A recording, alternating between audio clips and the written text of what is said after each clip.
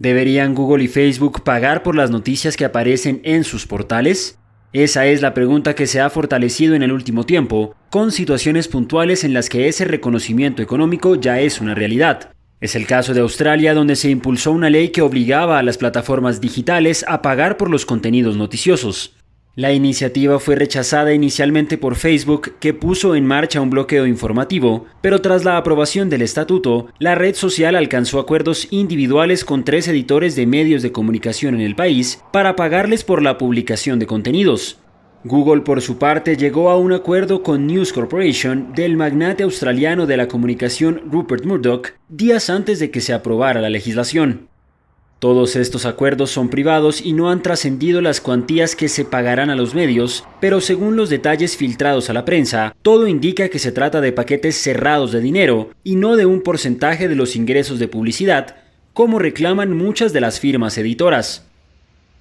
Sumado a Australia, en los últimos meses, Google ha llegado a acuerdos con publicaciones de Brasil, Alemania y Francia, siendo este último el único en el que sí ha trascendido la cifra. Serán algo más de 60 millones de euros los que la firma del buscador pagará a 121 periódicos del país.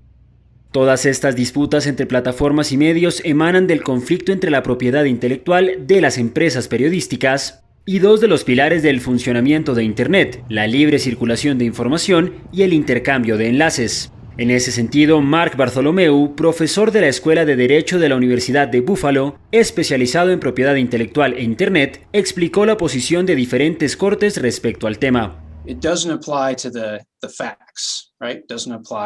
Los derechos de autor existen sobre el texto, pero no sobre los hechos, sobre los detalles. Como las noticias se supone que deben ser compartidas y diseminadas de forma gratuita, las cortes en Estados Unidos y el resto del mundo mantienen una actitud bastante generosa en cuanto a las noticias y solo consideran que copiar la historia palabra por palabra constituye una violación de los derechos de autor.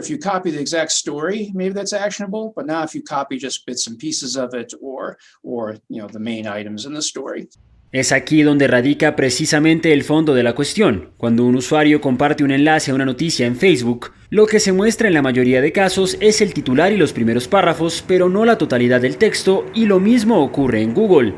El problema, según los editores, es que muchos internautas se quedan en esos extractos y no llegan a hacer clic sobre el enlace, lo que les supone pérdidas publicitarias al no lograr tráfico en sus páginas, mientras que los intermediarios sí se lucran con la venta de espacios publicitarios propios.